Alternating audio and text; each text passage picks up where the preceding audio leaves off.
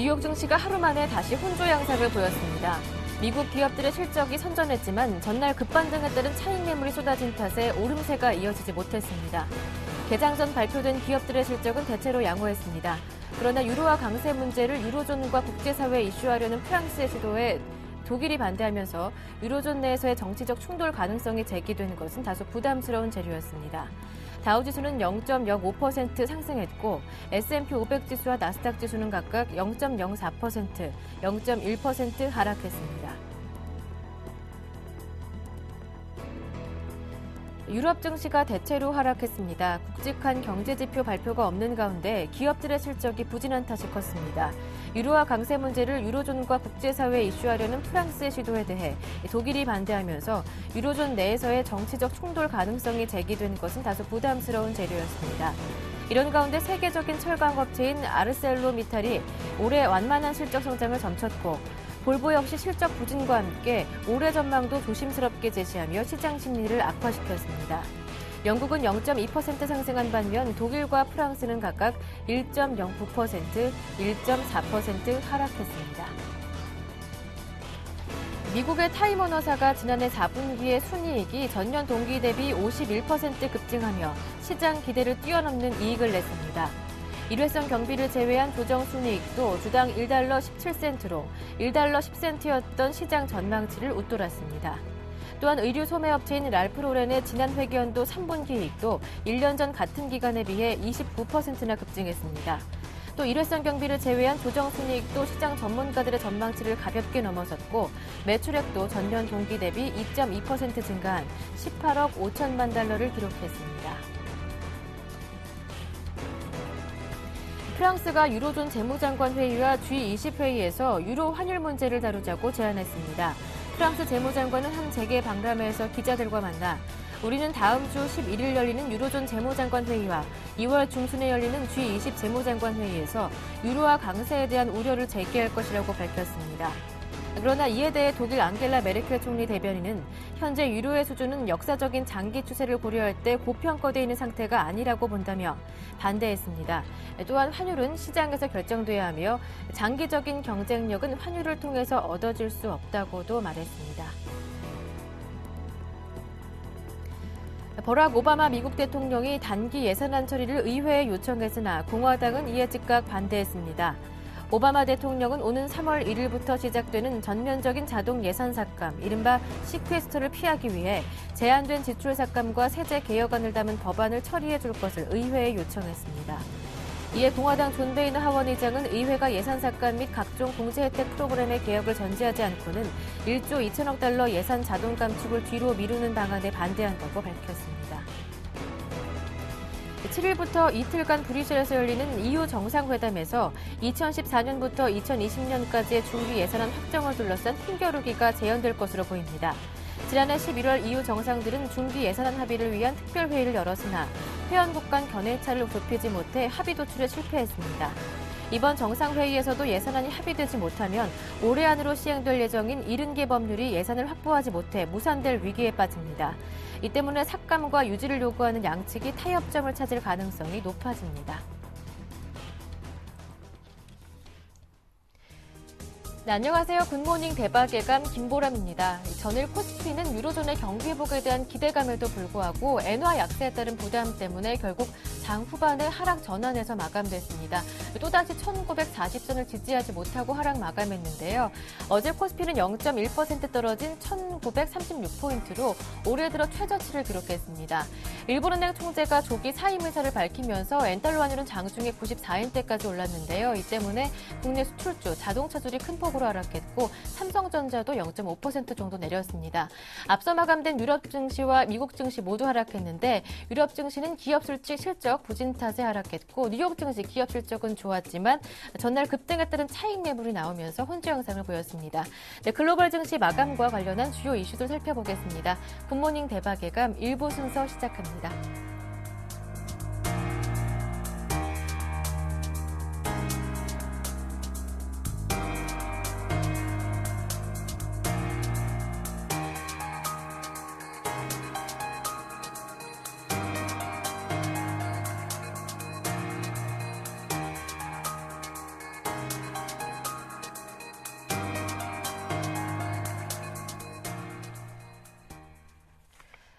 순서는 글로벌 증시와 야간 선물 따라잡기 시간입니다. 제갈공명 한영섭 전문위원 전화 연결해 봅니다. 안녕하세요. 네, 안녕하십니까. 제갈공명입니다. 네, 앞서 뉴욕 증시가 혼조로 마감했습니다. 전날 급등에 따른 차익 매물이 나왔다고 하던데요. 네네. 조금 전에 마감한 미국 증시는 혼조세를 보였습니다. 다우지수가 13,986까지 7포인트 상승하고 S&P 500은 1,512까지 0.83포인트 상승하였으나 나스닥 종합지수는 3,168포인트까지 3포인트 하락하였습니다. 유럽 증시의 약세로 시저가 하락 출발 후 애플 등 기술주의 반등에 힘입어 반등을 시도하며 부합권 중심으로 행보 장세가 전개되었습니다. 특별한 호황세가 없는 상태에서 유럽 증시의 약세가 영향을 미친 것 이외에는 기업들의 실적 발표 속에 모멘텀 부재로 관망 분위기였습니다. 전일 1% 급등 후 쉬어가는 분위기가 뚜렷하였습니다.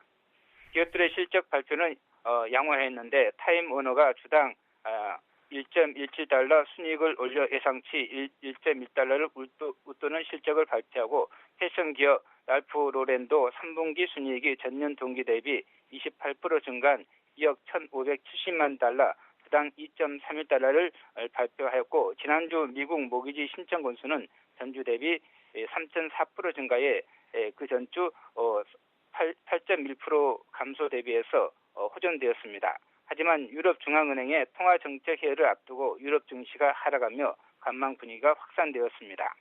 자동차, 비철금속, 철강, 통신, 반도체 업종 등 93개 업종이 상승해 상승 종목이 많았습니다. 종목별로는 다우 30 종목 중 19개, 나스닥 100 종목 중 49개, S&P 500 종목 중 297개 종목이 상승해 상승 종목이 많았습니다.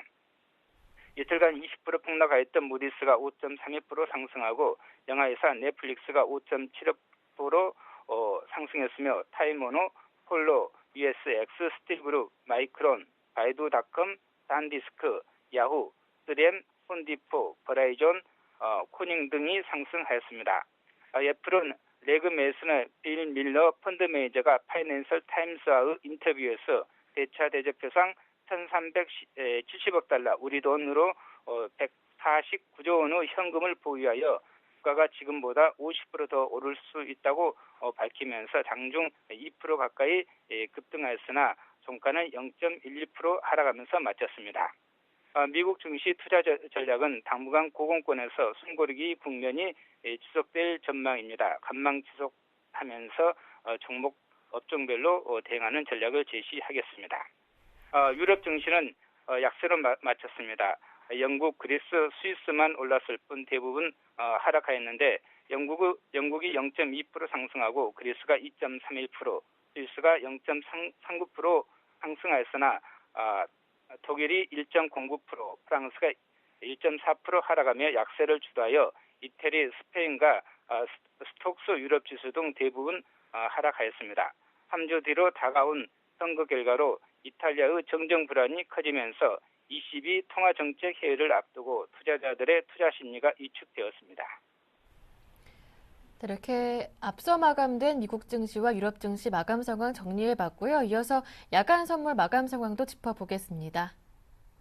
네, 새벽에 마감한 야간 선물은 정강 후약으로 주간 시장 대비해서 0.2포인트 하락한 254.30에 마쳤습니다. 고점 254.75, 저점 253.40으로 1.35포인트 범위 내에서 움직였습니다. 거래량은 19,913계약으로 이틀 연속 증가해 모처럼 2만 계약 가까이 급증하며 활발하였습니다. 시초가 강보합 출발 후 하락 반전하여 시초가를 고가로 장중 내내 낙폭을 확대하여 장중 1.1포인트까지 하락하다 미국 증시가 약보합권에서 박스권이 유지되며 반등을 시도하자 낙폭을 축소하여 약보합에 마쳤습니다. 개인이 274계약, 기관이 155계약 매도하고 외국인이 450계약 매수하며 개인과 기관의 매도에 외국인이 매수하며 모처럼 크게 충돌하였습니다. 장초반 매수하던 개인이 매도 전환하여 매도량을 늘렸고 외국인은 장초반부터 매수하여 매수량을 확대하였습니다. 야간 옵션 시장은 선물 하락으로 콜은 20% 가까이 하락하고 풋은 소폭 상승하였습니다. 다음 주 옵션 만기를 얼마 남겨두지 않고 있어 콜옵션 프리미엄이 상대적으로 낙폭이 컸습니다. 네, 이어서 오늘 국내 주식시장과 선물옵션 시장 전망 들어보고요. 전략까지 함께 세워보겠습니다.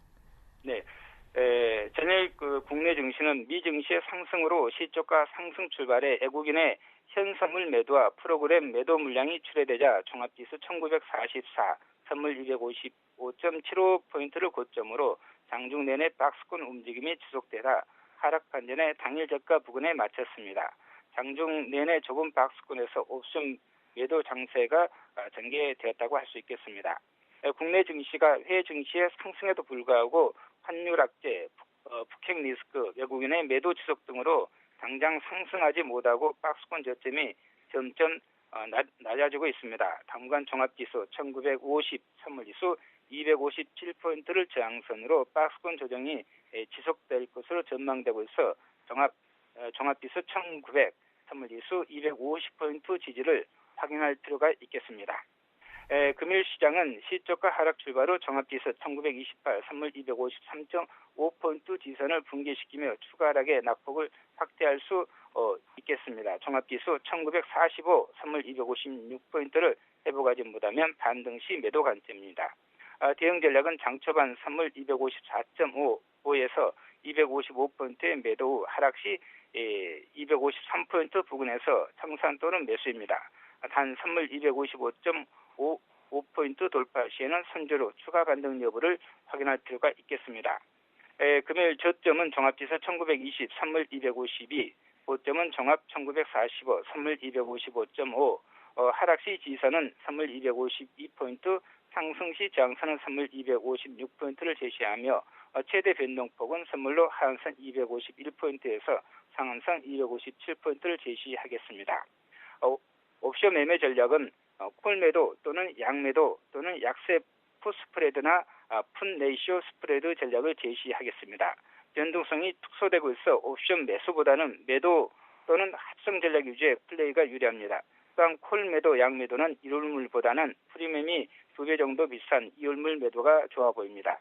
콜 매도는 지수 하락과 변동성 축소 시 유리하고 양 매도는 지수가 변동성이 축소된 상태에서 박스권을 벗어나지 못하고 있어 방향성을 예측하기 어려워 방향성이 틀리더라도 유리하며 약세 풋 스프레드는 풋 내가격 매수와 등가격 매도로 방향성과 변동성 축소를 동시에 고려한 전략이며 풋 레이시오 스프레드는 풋 내가격 1개 매수에 풋 애가격 2개 이상 매도하는 전략으로 역시 방향성과 함께 변동성 축소를 동시에 노린 합성 전략이라 할 수 있겠습니다. 네, 말씀 잘 들었습니다. 고맙습니다. 네, 감사합니다. 지금까지 제갈공명 한영섭 전문위원과 함께했습니다.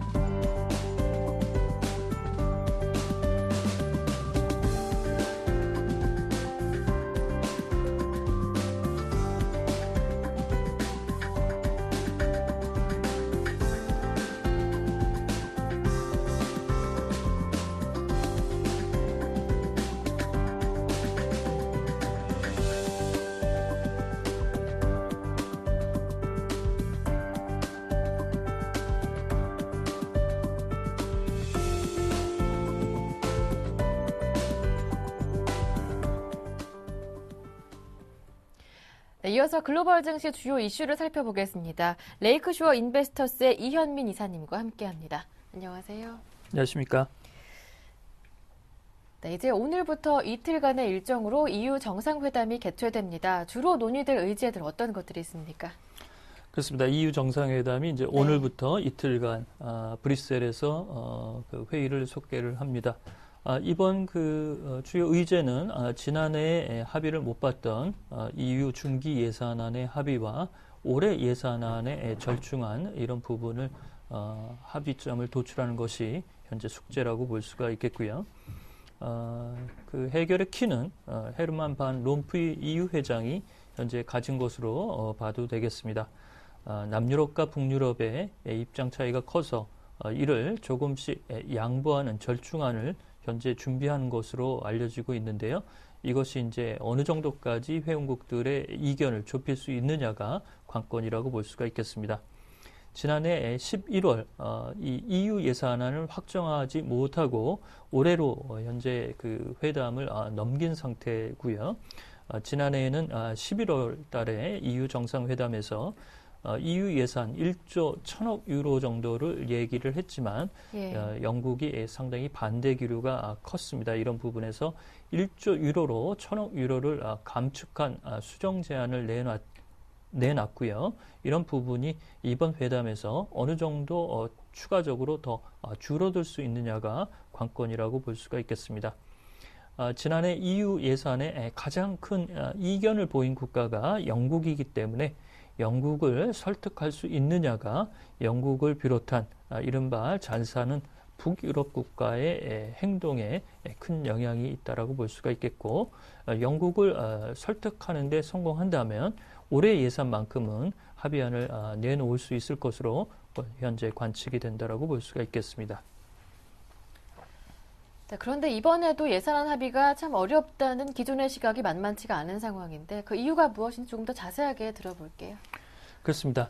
역시 이제 피그스 국가를 비롯해서 남유럽 국가들은 EU 예산이 줄어드는 것을 원하지 않다고 볼 수가 있겠습니다. 그만큼 손을 벌릴 수 있는 국가들의 입장에서는 예산안이 줄어드는 것이 부담으로 만만치 않게 현재 나온다라고 볼 수가 있겠고요. 그렇지만 북유럽 주요 국가들이죠. 영국을 비롯한 스웨덴과 덴마크, 네덜란드, 룩셈부르크, 핀란드 이런 국가들은 전반적으로 추가적으로 예산안이 증액되는 것이 자국의 경제 활력 저하에 따른 부담감을 크게 느끼는 수순이라고 볼 수가 있겠습니다. 이런 근본적 원인은 유로존과 EU가 영국과 프랑스를 주축으로 한 현재의 긴축 재정 이런 부분에서 경기 회복이 더딘 상태가 지속되고 있다는 점, 이런 점이 금융위기 이후에 경기 회복의 활력이 현재까지 올라오지 못하는, 기대만큼 올라오지 못하는 그런 그 근본 원인이라고 볼 수가 있겠습니다. 또한 독일은 올해 9월, 이탈리아는 이달 말쯤에 총선을 앞두고 있어서 EU 예산안이 급격하게 변하는 것을 현재 원하지 않다라고 볼 수가 있겠습니다.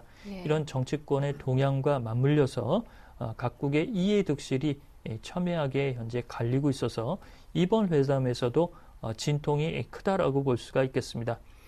그렇지만 2013년과 2020년 7년의 중기 예산을 합의를 못하더라도 올해 예산이 2013년 예산을 합의안을 내놔야 현재 예산 집행을 대기 중인 법안들을 추가적으로 시행으로 가져갈 수 있다는 점, 이런 점에서 이번 회담에서 올해 예산만큼은 절충안을 내놓아야 되는 숙제를 안고 있다라고 보겠습니다.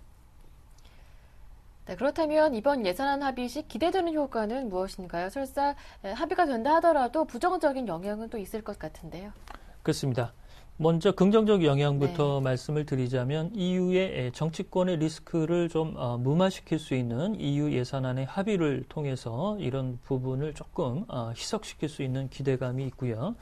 그렇지만 영국의 불만을 잠재우지 못한다면 현재 2017년으로 얘기가 되고 있는 이른바 브렉시트, 영국이 EU에서 탈퇴하는 이런 내용의 부정적 효과가 다시 또 수면 위로 부상할 가능성도 높은 흐름이라고 볼 수가 있겠습니다.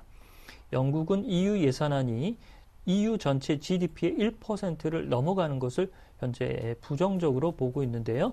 지난번 9,730억 유로까지도 물밑 접촉에서도 이 예산안이 GDP에서 1.1%를 차지하고 있다는 부분에서 반대 입장을 현재 영국이 가져가고 있다는 점, 이런 점에서 영국과 북유럽 주요 국가들을 절충안으로 내놓을 수 있는 헤르만 반 롬푸이 EU 상임의장의 역할이 상당히 크다라고 볼 수가 있겠습니다. 한편 미국 오바마 대통령이 연방정부 예산 자동 삭감을 몇 달 더 늦추자고 의회에 제안했는데 반응은 냉담하더라고요. 그렇습니다. 이게 이제 하루 지났는데요. 반응이 어느 정도까지 나오나 이런 부분을 좀 저희가 지켜봤는데 조금씩 반응이 나오고 있기는 하지만 1차적인 반응은 상당히 냉담하다라고 볼 수가 있겠습니다. 엊그제 오바마 대통령이 연방정부의 예산 이달 말까지 이제 양당이 합의를 현재 늦추고 있는 부분인데요. 이를 더 늦추자고 얘기를 했습니다. 이러자 존 베이너 공화당의 하원을 대표하는 하원 의장이 몇 달간 늦추는 것도 실익이 없지 않느냐라고 반대 입장을 밝혔고요. 그렇지만 현재 공화당에서는 상원과 하원의 입장이 다소 엇갈리는 그런 흐름이라고 볼 수가 있겠습니다. 백악관이 5일날 오바마 대통령이 직접 이번 연방정부의 예산 자동 삭감, 이른바 시퀘스터를 일부 몇 달간 늦추고 단기 예산 감축과 세제 개혁을 패키지로 통과시키는 안을 내놓았지만 기존의 입장과 다른 부분이 없기 때문에 공화당의 입장에서는 크게 달가하지 않는 모습이라고 볼 수가 있겠습니다. 따라서 이달 말까지 현재 양당의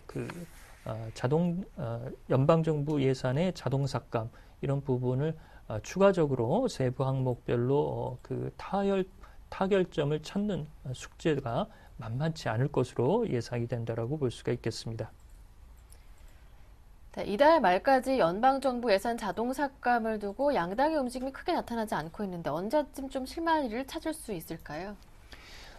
이달 중순부터는 본격적으로 얘기가 돼야 되고요. 네. 하루가 지난 오늘 이제 새벽에 뉴욕 월가와 워싱턴 정가에서 소식이 조금 들어온 부분이 있습니다. 이런 부분을 조금 더 말씀을 드리자면 공화당 쪽에서는 하원 쪽에서는 이번 오바마 대통령의 몇 달간 늦추자는 이 시퀘스터 연장안에 불만을 표시하고 있지만 공화당 상원 의원들은 의외로 이에 대해서 합의를 볼 수 있는 찬성표가 조금은 현재 나오고 있는 것으로 알려지고 있습니다.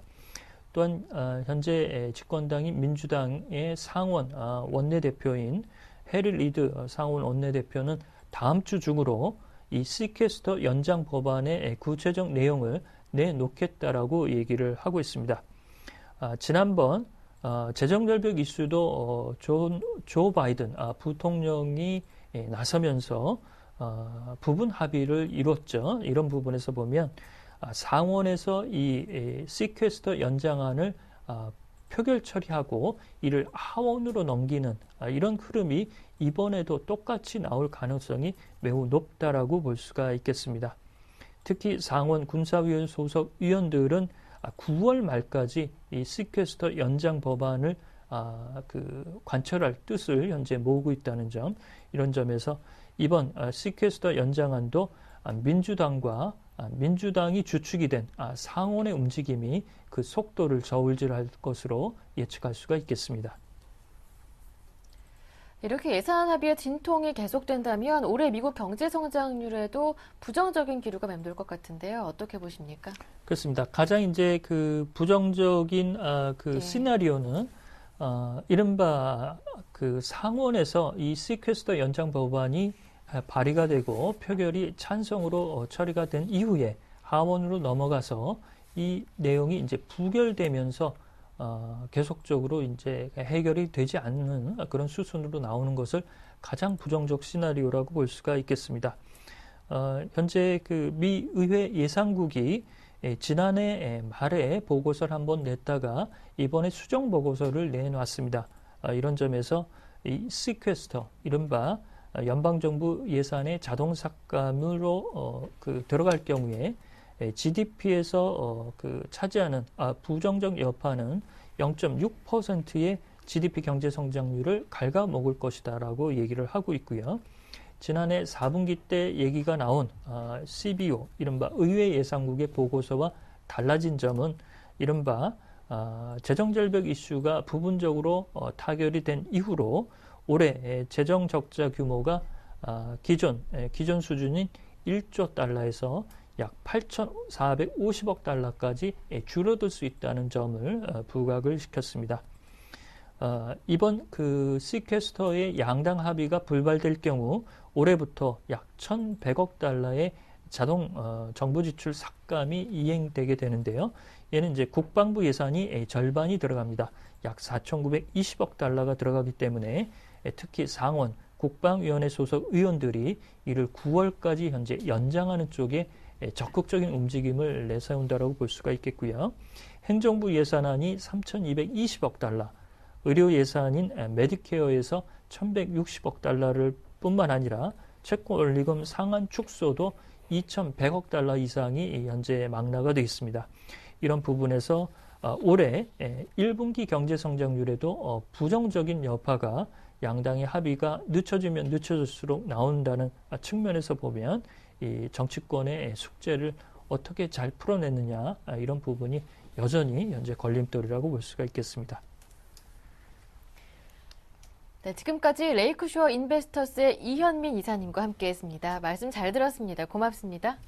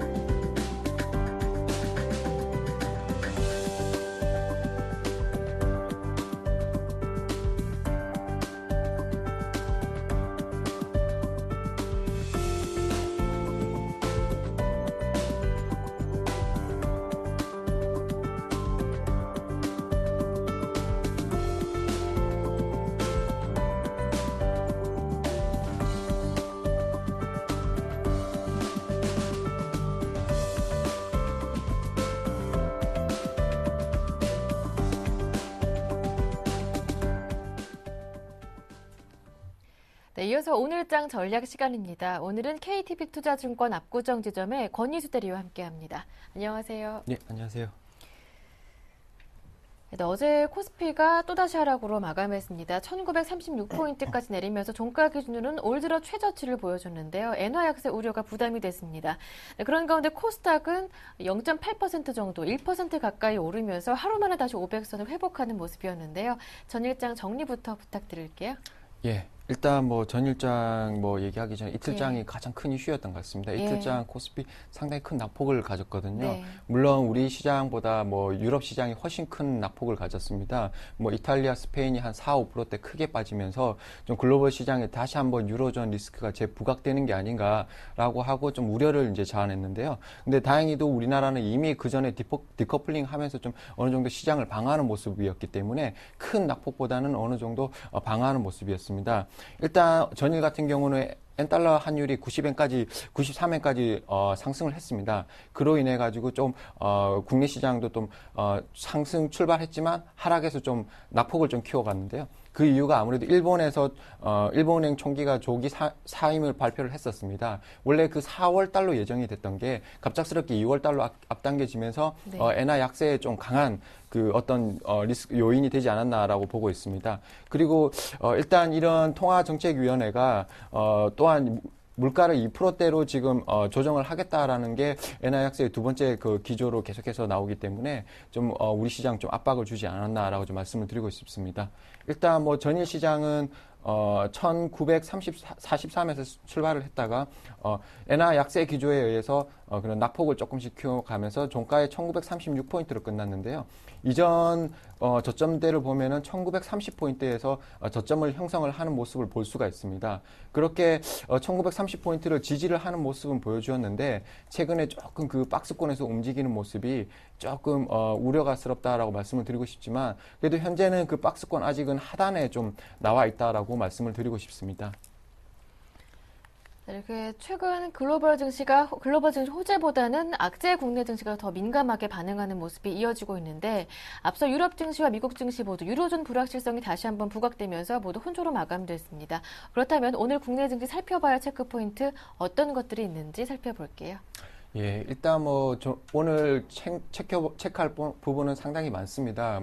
일단 어제 전일장 해외 시장이 예. 크게 움직임은 없었지만 유럽장에서는 약간 크게 빠졌거든요. 네. 이탈리아 문제 때문에. 그래서 그 부분이 오늘 시장에 어떻게 좀 유입이 되는지 좀 체크해 봐야 될 것 같고요. 그리고 두 번째로는 최근에 계속해서 나왔던 문제입니다. 북한 리스크가 네. 어떻게 나올지 거기에 대해서 조금 오늘도 한번 체크를 해보시고 거기에 관련된 이제 방산주들의 흐름이 또 네. 어떻게 나오는지 좀 체크를 해보셔야 될 것 같고요. 어제도 이제 엔화가 거의 93엔까지 상승을 했습니다. 근데 현재 거의 100엔까지 상승을 할 가능성이 있다라고 네. 지금 이제 전망들이 나오고 있는데 이제 100엔까지는 조금 무리가 있습니다. 아무래도 우리나라뿐만 아니라 다른 국가도 이제 유럽이나 미국 같은 경우도 현재는 수출을 하게 있기 때문에 예. 어느 정도 일본 엔화 약세에 대한 방어를 해야 됩니다. 그래서 일본 엔화가 오늘도 장중에 어떻게 흐름이 올라가는지 거기에서 좀 체크를 하셔야 될 것 같고요.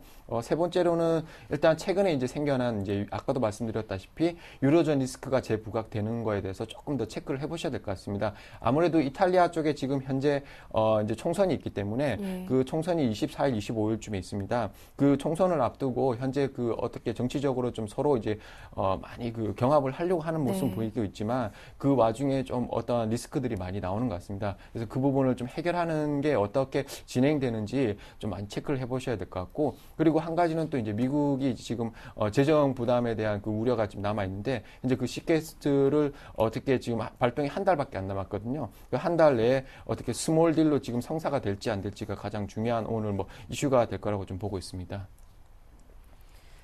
네, 그렇다면 주요 이슈에 따른 국내 증시 전략 어떻게 세워보는 게 좋을까요? 예, 일단은 제가 아까 말씀드렸다시피 오늘 북한 리스크라든지 엔화 약세, 유로존 리스크 재부가 이 최근에 계속해서 나왔던 리스크입니다. 그래서 이런 리스크 우려 때문에 좀 국내 증시에 좀 하방 압력을 좀 주고 있습니다. 반면에 그 하방 경직을 또 보여주고 있는 게 최근에 증시가 1930대에서는 어느 정도 지지를 하고 있거든요. 1930대에서 2000포인트에서는 좀 박스권으로 움직이지 않을까라고 좀 네. 전망을 하고 있는데 이 1930포인트를 어제 지지를 했습니다. 네. 근데 어제 해외 시장이 그렇게 긍정적인 모습은 아니었거든요. 예. 그래서 어느 정도 하락 압력은 주지만 반면에 이미 우리나라는 디커플링 했던 모습이 있었기 때문에 어느 정도 방어는 할 거라고 보고 있습니다. 그래서 주요 포인트는 1930포인트로 오늘 지지를 할 것인지 그게 가장 첫 번째 체크할 부분이고요. 만약에 그 부분을 체크를 하게 된다면은 좀 적극적으로 좀 매수를 이제 단기적으로 추격 매수라기보다는 단기적으로 트레이딩 바이 트레이드로 좀 매수를 하시는 게 좀 좋을 것 같다는 생각이 듭니다. 네, 그런데 전일장 코스닥은 상대적으로 강한 모습이었는데 코스닥도 한번 짚어주시죠. 예, 일단 코스닥 시장은 이제 최근에 원래 어떻게 보면은 되게 웃기다고 말씀을 드리고 싶은데 네. 코스피는 해외 시장하고 좀 디커플링 하는 모습을 보여주고 있는데 코스닥은 또 코스피랑 또 디커플링 하는 모습을 보여주고 있거든요. 그래서 코스피랑 조금 반대 흐름을 요즘에 한 번씩 보여주고 있는데 네. 전일장도 이제 코스닥 시장 같은 경우는 간만에 좀 반등을 했습니다. 거의 한 예. 2주 만에 좀 양봉을 만드는 모습이었는데 그동안에 낙폭이 좀 심했다라고 좀 말씀을 드리고 싶고 일단 12월 21일 이후로 좀 코스닥 시장이 좀 강세를 보여주었다가 그동안 이제 한 쌍봉을 만들면서 좀 약한 모습을 보여주고 있는데 일단 주봉으로 보시게 되면은 일단 코스닥 시장이 상당히 오랜 기간 동안 박스권에 갇혀 있다라고 좀 말씀을 드리고 싶습니다. 3년 동안 이런 박스권에 갇혀서 코스닥 시장이 움직이고 있기 때문에 큰 변동성은 없겠다라고 말씀을 드릴 수는 있는데 네. 반면에 지금 현재 주가 지수가 502포인트로 450에서 550 사이 딱 중간에 애매한 위치에 있습니다. 네. 그렇기 때문에 좀 위로 가든지 아래로 가든지에 대해서 조금은 지금은 좀 관망 추세가 좀 지켜봐야 되지 않을까라 좀 말씀을 드리고 싶고 최근에 아무래도 박근혜 정부 쪽에서 관련된 주들이 중소형 주들을 좀 육성을 하겠다라는 소식이 좀 많이 나오고 있거든요. 네. 그래서 그 관련해서 좀 코스닥 시장이 아무래도 코스피 대비해서는 좀 강세가 나오지 않나라고 좀 분석해 드릴 수가 있을 것 같습니다. 최근 국내 증시가 계속해서 글로벌 증시 대비 약세를 보여주고 있는 가운데 대외 여건도 이제 조금씩 안 좋아지는 것 같습니다. 일단 미국의 시퀘스터 그리고 유럽은 정치적 불확실성까지 높아지고 있는 상황인데요. 그렇다면 국내 증시가 이제 기댈 곳은 중국 쪽이 아닐까 싶은데 이제 중국 춘절도 앞두고 있잖아요. 예, 여기에 대해서도 한번 짚어주시죠. 예, 일단 중국 춘절 저도 이제 말씀을 드리고 싶은 게 이제 다음 주부터 우리나라 네. 설날과 함께 중국 춘절이 이어지고 예. 있거든요. 근데 중국은 저희 나라보다 조금 더 휴일이 좀 깁니다. 있습니다. 네. 좀 긴 기간 동안 이쪽에서 이제 원하는 것들은 그동안 이제 성장 기조로 그동안 발달해 왔습니다. 근데 최근에 이제 정부가 교체가 되면서 성장보다는 내수 위주로 좀 가자 이런 식으로 지금 정책 기조가 변화되고 있기 때문에 이번 춘절은 아무래도 좀 소비가 좀 주요 이슈가 되지 않을까, 우리 예. 증시의 가장 큰 이슈가 되지 않을까라고 좀 말씀을 드리고 싶습니다. 일단 뭐 소비는 여러 가지 분류로 나눌 수가 있는데, 일단 뭐 내수 소비가 될 수도 있고 해외 소비가 될 수도 있는데, 뭐 크게 내수 소비로 보자면은 최근에 뭐 이제 홈쇼핑이라든지 뭐 유통, 화장품, 뭐 음식료 이런 쪽을 이제 내수 소비로 볼 수가 있고, 최근에 또 그 이제 중국 시장에서 그 은행 체크카드 같은 게 발급이 많이 되어 있는데, 반면에 신용카드 발급은 전혀 안 돼 있거든요. 비율이 체크카드가 한 90%인 비율에 비해서 신용카드는 한 10% 정도밖에 안 되기 때문에 신용카드에 대한 그 시장도, 내수 시장도 좀 크게 발달하지 않을까라고 좀 말씀을 드리고 싶습니다. 일단 그리고 해외 소비 관련해서도 좀 관심을 가져야 되는데, 관련 섹터로는 뭐 카지노, 여행, 백화점, 호텔 등이 있고요. 뭐 요즘 뭐 여행주라든지 카지노 관련주들이 조금 시장에서 반등이 나오는 게 아무래도 좀 중국 내수 시장 해외 소비 쪽으로 좀 활발하게 나오지 않을까 네. 좀 말씀을 드리고 싶고, 이뿐만 아니라 이렇게 내수 해외 시장뿐만 아니라 틈새 소비 시장도 또 따로 있거든요. 최근에 아무래도 웰빙이 좀 대두가 되고 있지 않습니까? 네. 웰빙으로서는 뭐 세부적으로 봤을 때는 아동, 뭐 실버, 뭐 여행 소비 이런 쪽으로 이제 또 어떻게 보면 중국의 틈새 시장이기 때문에 이런 소비 관련주 내수주 위주로 다음 주 좀 국내 증시에 가장 큰 영향을 끼치지 않을까라고 좀 판단을 해볼 수가 있을 것 같습니다. 네, 그럼 끝으로 오늘의 관심 종목까지 들어볼게요. 중국 관련된 종목입니까? 아니요, 오늘 중국 관련된 네. 주는 하나 가지고 온 건 아니고요. 예. 뭐 어떻게 보면은 크게 관련이 되지 않을 수는 없는데, 깊이 있게 생각을 하면은 관련이 될 수도 있습니다. 왜냐하면 아무래도 지금 중국이 크게는 이제 소비가 가장 큰 이슈가 될 수가 있는데, 네. 소비하면은 크게 뭡니까? 자동차 아니면 핸드폰 이런 쪽으로 큰 소비가 많이 발생하지 않습니까? 그래서 자동차, 휴대폰 관련된 이제 종목을 가지고 왔습니다. 금일은 이제 MC넥스라는 종목을 가져왔는데요. MC넥스는 휴대폰과 자동차에 들어가는 그 카메라 모듈을 만드는 그 제조업체입니다. 현재 뭐 삼성전자나 중국의 로컬 그 기업에다가 매출을 하고 있는데요. 현재 매출 비중이 로컬과 삼성이 가장 큰 비중을 차지한다고 말씀을 드리고 싶고, 현재 작년까지만 해도 이제 삼성향 그 매출의 비중이 상당히 컸었는데, 최근에는 조금 이제 중국 로컬 쪽으로 좀 소비가 많이 일어나면서 그쪽으로 매출이 좀 급증하고 있는 추세가 되고 있습니다. 예. 뿐만 아니라 지금 가장 큰 이슈가 된다고 말씀드리는 게 휴대폰, 저가형 휴대폰들이 좀 최근에 이슈가 되고 있지 않습니까? 그래서 저가형 휴대폰에 들어가는 그 카메라 모듈이 점차 수요가 확대가 되고 있거든요. 그래서 그 관련해서 좀 수요가 증가하고 있고, 또 뿐만 아니라 지금 고화소급 그 카메라 모듈도 점차 증가하고 있는 것에 대한 그런 확대 수요가 좀 생기지 않을까 좀 말씀을 드리고 싶습니다. 현재 뭐 2013년 실적이 상당히 좀 괜찮다고 좀 말씀을 드리고 싶습니다. 네. 매출이 가이던스 컨센서스로 봤을 때 2,276억 원으로 YOY로 봤을 때 41.6% 증가하고요. 영업이익 OP가 116억 원으로 YOY로 봤을 때 106.4포인트로 좀 크게 증가하는 기업입니다. 사실 100% 이렇게 증가하는 기업은 거의 연간 100% 증가하는 기업은 찾아보기가 힘들거든요. 그런 면에서 좀 긍정적으로 말씀을 드리고 싶고, 일단 차트를 보고 말씀을 드려도 최근에 11월 16일 6,890원, 이게 공모가 15,000원짜리 기업이거든요. 6,890원 저가를 찍고, 네. 그리고 최근에 조금 이제 반등을 하는 모습을 보여주고 있습니다. 아무래도 실적이 그 기인하는 모습 때문에 좀 상승하는 모습을 보여주고 있는데, 반면에 좀 약간 그 상단에 대한 부담감도 있습니다. 그래서 좀 상단에 지금 어느 정도 꼭지점에 와가 있는 좀 모습을 보여주고 있는데, 이 꼭지점을 상향 돌파를 하게 된다면은 이전 공모가인 15,000원까지는 좀 쉽게 도달하지 않을까라고 좀 말씀을 드리고 싶습니다. 전략을 세워본다면 어떻게 해서 볼 수 있을까요? 예, 일단은 가장 중요한 거는 수급을 좀 체크를 해보셔야 예. 될 것 같습니다. 근데 최근에 조금 수급적으로는 크게 뭐 들어오는 모습은 보이지 않고 있고요. 네. 기관이라든지 외국인들이 좀 관심을 가지게 되면은 좀 크게 상승을 할 수 있을 것 같습니다. 근데 일단 단기적으로는 지금 현재 박스권 어느 정도 상단에 와 있기 때문에 이 상단을 돌파하는 게 가장 큰 이슈가 될 수가 있기 때문에 네. 일단 현재 매수가는 8,800원 정도로 네네. 좀 적게 말씀을 드리고 싶고, 목표가는 10,000원, 손절가는 8,300원으로 말씀드리고 싶습니다. 네, 오늘의 관심 종목까지 받아봤습니다. 지금까지 KTB투자증권 압구정지점의 권희수 대리님과 함께했습니다. 고맙습니다. 예, 감사합니다.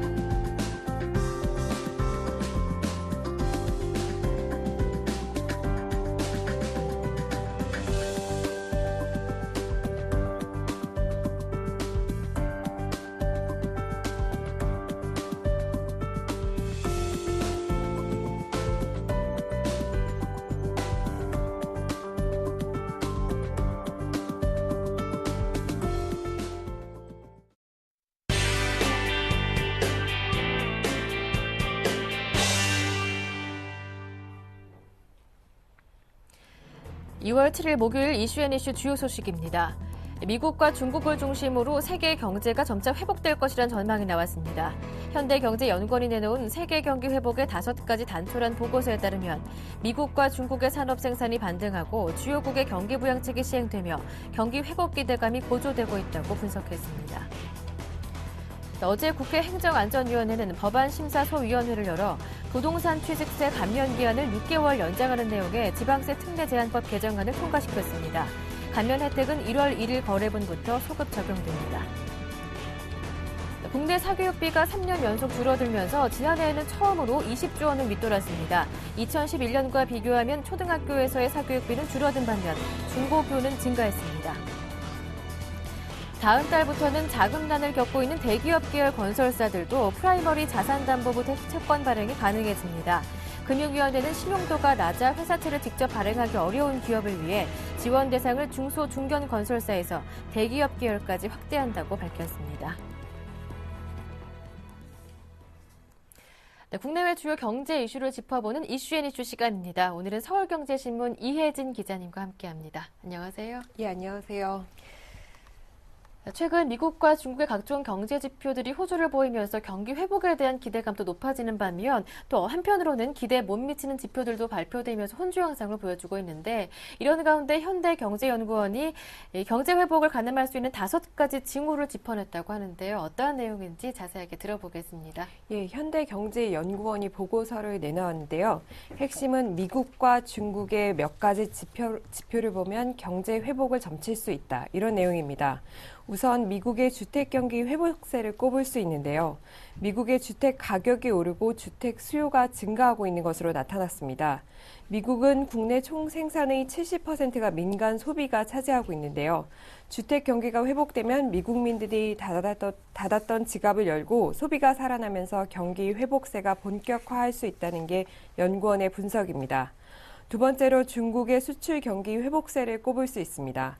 지난해 12월 중국의 수출 증가율이 7개월 만에 최고치를 기록하는 등 수출 경기가 회복하는 모습을 보이고 있습니다. 또 작년 4분기 성장률이 2년 만에 상승세로 반전하는 등 내수 역시 동반 개선되는 조짐이 관측되고 있습니다. 네, 세계 경제의 가장 큰 축이라고 할 수 있는 미국과 중국에서의 긍정적인 신호가 포착되고 있다라는 얘기인데요. 그렇다면 유럽이나 그 외 다른 지역에서는 어떻습니까? 예, 세계적으로 보면 가장 안 좋은 지역이 바로 유럽인데요. 예. 올해도 마이너스 성장 전망이 유력합니다. 그럼에도 유럽 재정 위기가 점차 해소 중이라는 점이 긍정적입니다. 또 중남미 경기 회복도 기대되고 있는데요. 지난해 그렇게 좋지는 않았던 브라질이 최근 고용 호조에 힘입어 구매력이 향상되고 있습니다. 또 마지막으로는 아세안 지역인 바트 경제권을 꼽을 수 있는데요. 캄보디아, 태국, 미얀마, 베트남 등 인구 2억 명 규모의 바트 경제권이 생산 기지와 거대 소비 시장으로 떠오르고 있다는 게 현대경제연구원의 분석입니다.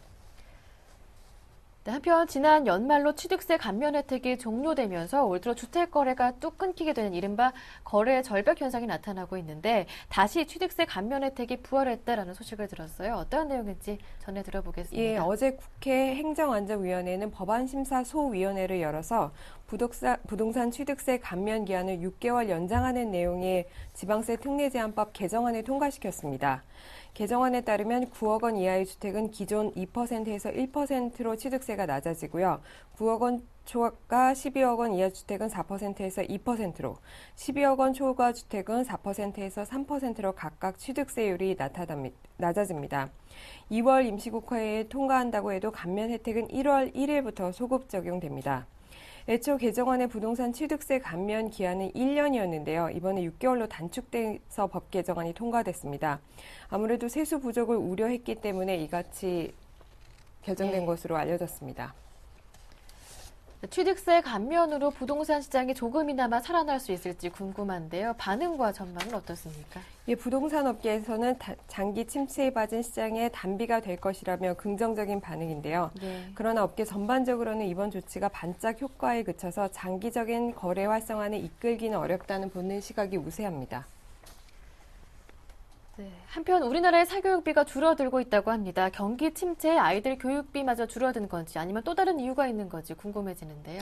예, 사교육비 총액이 3년 연속 줄었는데요. 중고등학교의 1인당 사교육비는 여전히 늘어나고 있는 것으로 나타나서 역시 경기 침체에도 입시 교육에 대한 부담은 여전히 큰 것으로 나타났습니다.